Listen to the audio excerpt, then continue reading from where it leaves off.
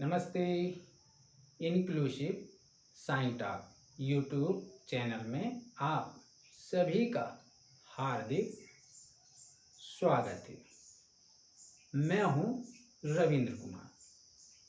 आज के वीडियो में हम जानेंगे विषय सामाजिक विज्ञान कक्षा 6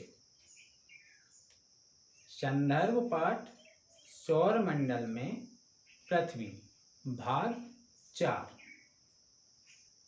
शिक्षण प्रसंग सौरमंडल में सूर्य, पृथ्वी और चंद्रमा इत्यादि के बारे में। अब से पहले हमने सौरमंडल में पृथ्वी भाग 1, भाग 2 और भाग 3 के अंतर्गत सौरमंडल में ग्रह और तारा इत्यादि के बारे में जाना। सौरमंडल में पृथ्वी भाग 1, भाग 2 और भाग 3 की लिंक इस वीडियो के डिस्क्रिप्शन बॉक्स में दी गई है। आवश्यकता अनुसार देखें और सीखें। पाठ शुरू करने से पहले एक निवेदन। यदि आपने inclusive science talk YouTube channel को सब्सक्राइब नहीं किया है तो सब्सक्राइब कीजिए और बेल आइकन को ऑल पर पुश कीजिए ताकि आपको आगे आने वाले वीडियोस की नोटिफिकेशन मिलती रहे। आइए शुरू करें। विषय सामाजिक विज्ञान कक्षा 6 संदर्भ पाठ सौरमंडल में पृथ्वी भाग 4 शिक्षण प्रसंग सौरमंडल में सूर्य, पृथ्वी और चंद्रमा। आइए शुरू करते हैं और जानें। हमारा प्रश्न है क्या? सौरमंडल में सूर्य, पृथ्वी और चंद्रमा को समझाइए। आइए सबसे पहले जानें।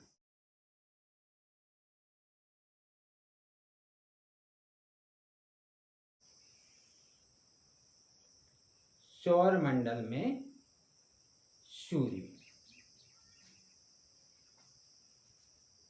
सूर्य सौरमंडल का सबसे बड़ा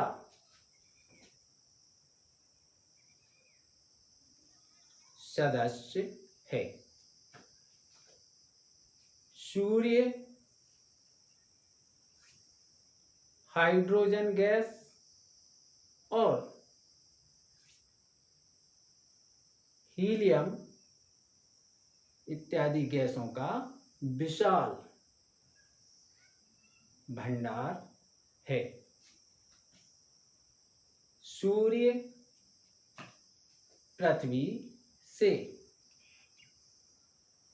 109 गुना बड़ा है। सूर्य पृथ्वी से 15 करोड़ किलोमीटर दूर स्थित है। सूर्य सौरमंडल के लिए ऊर्जा और प्रकाश का एकमात्र साधन है। यह है सौरमंडल में सूर्य के बारे में संक्षिप्त जानकारी।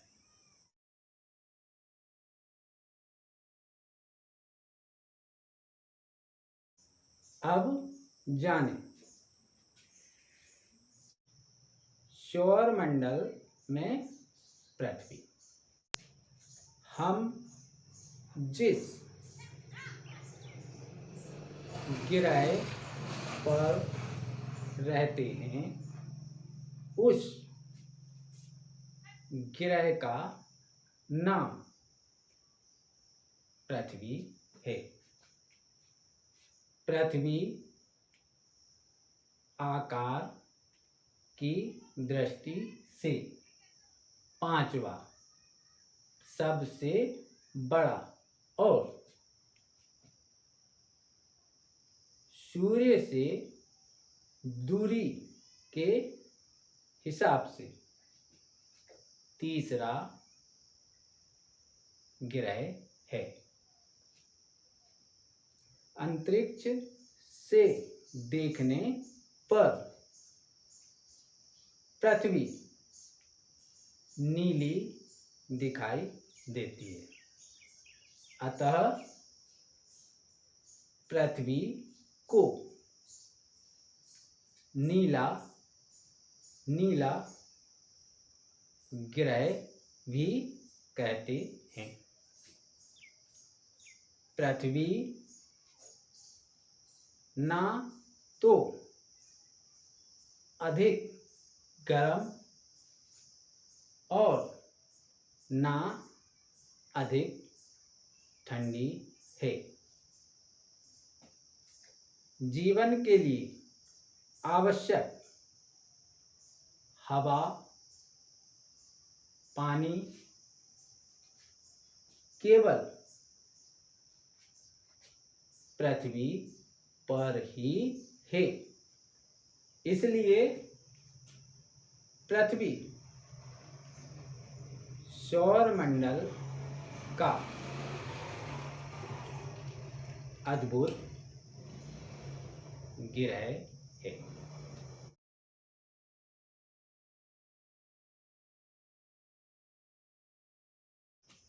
आइए अब जानें सौरमंडल में चंद्रमा। पृथ्वी की तरह चंद्रमा भी खगोलीय पिंड है। चंद्रमा पृथ्वी का उपग्रह है। चंद्रमा सूर्य के प्रकाश को पृथ्वी पर परावर्तित करता है। पृथ्वी से चंद्रमा की दूरी 3,84,400 किलोमीटर है। इस बात को ध्यान रखिएगा। चंद्रमा की पृथ्वी से दूरी 3,84,400 किलोमीटर है। चंद्रमा पृथ्वी का एक चक्कर और अपने अक्ष पर एक चक्कर 27 दिन में पूरा करता है। इसलिए हम चंद्रमा का एक भाग ही देख पाते हैं। इस प्रकार आज हमने जाना